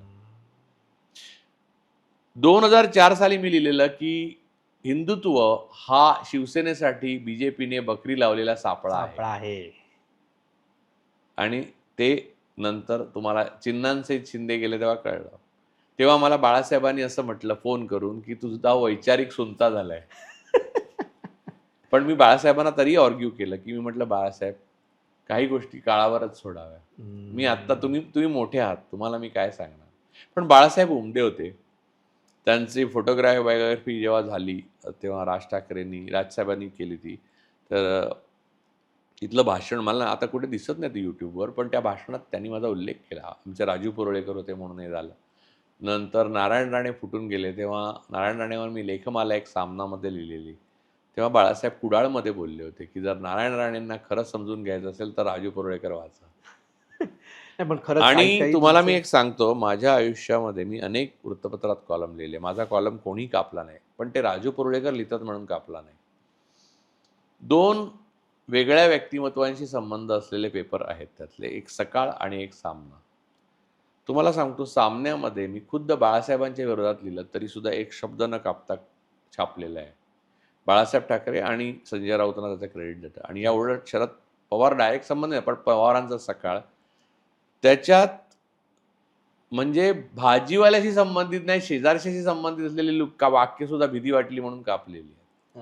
त्यामुळे सकाळमध्ये मी लिहिणं बंद केलं. म्हणजे मी सकाळमध्ये कधीच लिहिणार नाही आयुष्यात. बाकी कुठच्याच पेपरमध्ये माझं कधीच कापलं नाही, कारण मी लिहिलं म्हटल्यावर ते निर्धास्त असतात. किंवा मी आत्ता सुद्धा बोलतो तर कित्येक वेळा ते एवढं आक्रमक असू शकतं, ते लावतात लोक. कधीच म्हणजे आम्ही तुमची सगळी भाषणं म्हणजे बऱ्यापैकी ऐकतो किंवा आम्ही वाचतो. असं कुठे निर्भीडता म्हणजे एवढी स्ट्रॉंग आहे. म्हणजे असं कधी वाटतं बाळासाहेबांवर बोलतायत आणि जे आहे ते ॲक्च्युअल बोलतायत. सचिन तेंडुलकर म्हणजे जे देव यायचे त्यांच्यासाठी, किंवा अंबानी आणि अदानीवर बोलणं असेल. देवच नाही आहे. देव आहे की नाही हा माझा प्रॉब्लेम नाही. मी कोण आहे हा माझा प्रॉब्लेम आहे. अरे मला बिल भरायला लागतं 20 रुपये युनिट. अडाणी काय कोण लागला मला माहित नाही. अडाणी कोण आहे. माझं बिल 7 रुपयाचं 20 रुपये एक ला केल्यावर मी बोलणारच. तर ती मेरी जरूरत आहे हम इसलिए हम लोग बाजीराव सिंघम तुमची थोडीशी दिक्कत आहे. कारण की जेव्हा लोकांमध्ये आम्ही चर्चा करतो की पण या सगळं करताना माझ्यात साहसाची भावना नसते. म्हणजे मला कधी कधी अजिबात साहस वगैरे वाटत नाही. मला असं वाटतं की खरं आहे ते बोलत का नाही माणसं. डिप्लोमॅसी आणि त्यांना काहीतरी तिथून मिळावंसं असल्यामुळे ती गोष्ट होत असते. मला असं वाटत नाही. आणि तुम्ही ज्या लोकांबरोबर राहिला, तुम्हाला जर काही मिळवायची इच्छा असती तर तुम्ही कदाचित ते म्हणजे मी लिहून सुद्धा मिळवू शकतो. विश्वास ठेव माझ्यावर. ज्यांना मिळवायचं असतं ना त्यांना तडजोड करायला लागत नाही, त्यांना मिळतं. तडजोड करून जे मिळतं ना ते भीक आहे. आणि ते मिळवतात ते भिकारी आहेत. ते स्वतःवर विश्वास आणि आपण म्हणजे ते म्हणणार की ते आपण श्रमाविना जेव्हा संपत्ती तुम्हाला मिळते ना तेव्हा लक्षात घ्या कोणीतरी श्रम केलेले आहेत आणि त्याची संपत्ती तुम्ही ओढून घेतलेली आहे. That is worst scene. सर्वात मोठं पाप आहे. खरंच आहे. म्हणून आम्ही नेहमी म्हणतो की असे 4 पत्रकार जरी महाराष्ट्राच्या त्यामध्ये आम्ही बघतो की प्रत्येकजण चॅनलला एक ठरवून काहीतरी एक गोष्ट करते किंवा त्याला एक काहीतरी TRP व्हावं म्हणून, पण ॲक्च्युअल जे म्हणतात ना जी म्हणजे तुम्ही बिहाइंड द सीन सांगता की बाबा हे पवार कुटुंब होतं, हे असं आहे, हे ठाकरे कुटुंब आहे, असं आहे. म्हणजे राज ठाकरेंबद्दल परत मी काय म्हणतो की तुमचे भाषण आहे जे पूर्वी तुम्ही म्हटले की राज ठाकरे इंट्रोवर्ड व्यक्ती आणि आउटर जगात वावरत आहे आणि अशा पद्धतीने आम्ही ती इतकं मंत्रमुग्ध पद्धतीने ऐकली आहे ती भाषणं की आम्हाला असं वाटतं की यार इतका डिटेल एका व्यक्तिमत्वाचा अभ्यास करणारा व्यक्ती का जवळ नसतो, आणि मग कदाचित त्या व्यक्तिमत्वाचं तर हे नसेल ना की ती काळाची गरज म्हणजे असं असलाच पाहिजे होता जवळ, म्हणजे जर कुठेतरी फायदा झाला असता किंवा म्हणजे असं होत जातं ते, कारण की काहीतरी ह्यालाच हेच कारण आहे का? तुला एक जुना डायलॉग आहे, माझा हा. नाहीये, जावेद हा. अख्तरांचा, हिंदी मधला आहे, पण हम्म. मी तुला सांगू का, दोस्ती आणि दुश्मनी फायदा नुकसान बघून करू नये. हा. आपल्याला वाटलं की दोस्ती करावी, वाटलं की दुश्मनी, तुमचं मन बरोबर सांगतं. आणि पहिलं इंट्युशन येतं ना ते खोटं नसतं. खरंय. दोस्ती दुश्मनी जर फायदा नुकसान बघून करायला लागला ना, संपला तू. तुझ्या मिठाईला वरख लागला. So great. Thank you. Raju sir, तुम्ही इथे आलात आणि खूप खूप मजा आली. आम्हाला जे मनातलं होतं ते आमच्या आणि माझी माणसं आमच्या कार्यक्रम, म्हणजे जी आम्हाला काही व्यक्तिमत्व वाटतं जी माझी आहेत, आमची आहेत, जी महाराष्ट्राची आहेत, जी येणाऱ्या काळामध्ये भारताची आहेत, आणि तुमच्याकडनं खूप चांगलं कार्य घडो. आणि मी तर ईश्वरचरणी प्रार्थना बोलणार नाही. मी म्हणेन की जी कुठली शक्ती आहे त्याने काहीतरी मोठं, कारण तुमच्यासारखे व्यक्तिमत्व जेव्हा आहे ते आम्हाला प्रत्येक बिहाइंड द सीन बघायला मिळतं, आणि जे खरे असतात. आता सगळं जग जे आहे ते असं कव्हर करून काहीतरी असं कोटेड करून देतात. वर्ख मागचं मूळ सत्वच नाही कळत ना. म्हणजे एक व्यक्तिमत्व मोठं होतं, ते मोठं होत असताना ते काय काय स्टेप मधून गेलंय, मग त्याने खरं गेलंय की तो म्हणजे म्हणा की नशिबाला कर्तृत्वाला नशीब समजतं की नशिबाला कर्तृत्व, यातला सगळा गुमेक आहे. असो, थँक्स अ लॉट तुम्ही आल्याबद्दल आणि Thank you. भेटल्याबद्दल. Thank you Raju sir. Thank you. So आज आपल्या बरोबर होते राजू परुळेकर सर. अत्यंत हुशार व्यक्तिमत्व. त्यांनी कसं जगायला हवं, माणसाच्या हितसंबंध कसे जपायला हवेत, देव आहे की नाही आहे, देव आहे तर तो कशा स्वरूपात आहे, प्रत्येक गोष्ट बिहाइंड द सीन कशी पाहावी, राजकीय समीकरणं वेगळं, मैत्री वेगळी आणि दुश्मनी वेगळी, अशा अनेक गोष्टींवर त्यांनी आजच्या ह्या आपल्या कार्यक्रमात सांगितल्या आहेत. त्या तुम्ही नक्की बघा. इसाब नीती असंच बघत राहा. सबस्क्राईब करा, लाईक करा आणि बेल आयकॉन दाबायला विसरू नका. येणाऱ्या काळात असेच विचारवंत लेखक, साहित्यिक तुम्हाला पाहायला, बघायला आणि ऐकायला मिळतील. तोपर्यंत बाय.